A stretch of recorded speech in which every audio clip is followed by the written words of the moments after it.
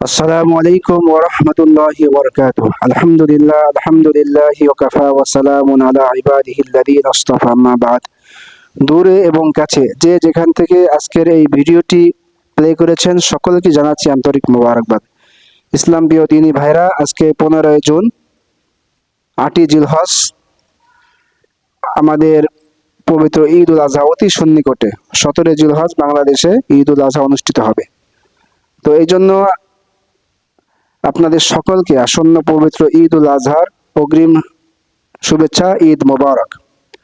ইসলাম প্রিয় দিনী ভাইরা, আজকে যে বিষয়টা নিয়ে টপিক নিয়ে আজকে আলোচনা করব, আমাদের সামনে দুইটা গুরুত্বপূর্ণ ইবাদত সামনে আসতেছে। এক ইবাদত হচ্ছে আপনার আগামীকাল 16 তারিখ তাকবীর তাশরিক আদায় করা, অর্থাৎ 16 তারিখ থেকে নিয়ে 20 তারিখ আসর পর্যন্ত মোট 23 ওয়াক্ত তাকবীরে তাশরিক। আল্লাহু আকবার, আল্লাহু আকবার, লা ইলাহা ইল্লাল্লাহু, আল্লাহু আকবার, আল্লাহু আকবার, লিল্লাহিল হামদ। এই তাকবীরটা সকলের দেওয়া হচ্ছে ওয়াজিব। কখন দিবেন?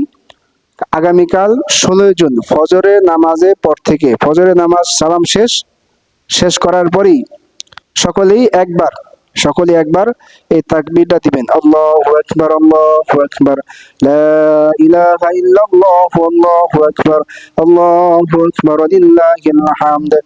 অর্থাৎ আগামীকাল 16 তারিখ থেকে নিয়ে 20 তারিখ, 16, 17, 18, 19, 20, মোট 5 দিন।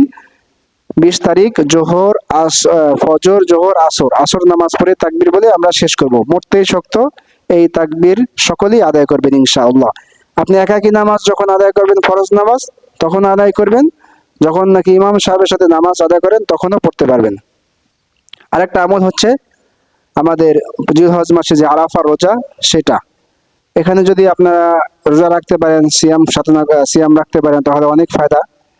আগামীকাল 16 তারিখ যদি যারা চান সিয়ামটা রাখতে পারবেন। এটা রাখলে কি ফায়দা? রাসূলুল্লাহ সাল্লাল্লাহু আলাইহি সাল্লাম বলেছেন, যদি কেউ আরাফা রোজা রাখতে পারে, তার পিছনের 1 বছর এবং সামনের 1 বছরের সগীরা গুনাহ আল্লাহ রাব্বুল আলামিন মাফ করে দিবেন। সুবহানাল্লাহ।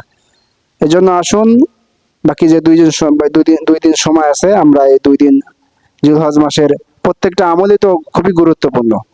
আল্লাহ রাব্বুল আলামিন আমাদের সকলকে এই আরাফা রোজা এবং তাকবীর যাতে সুন্দর করে সঠিক সময়ে ফরজ নামাজের পরে আমরা আদায় করতে পারি, আল্লাহ রাব্বুল আলামিন আমাদের সকলকে তৌফিক দান করুন।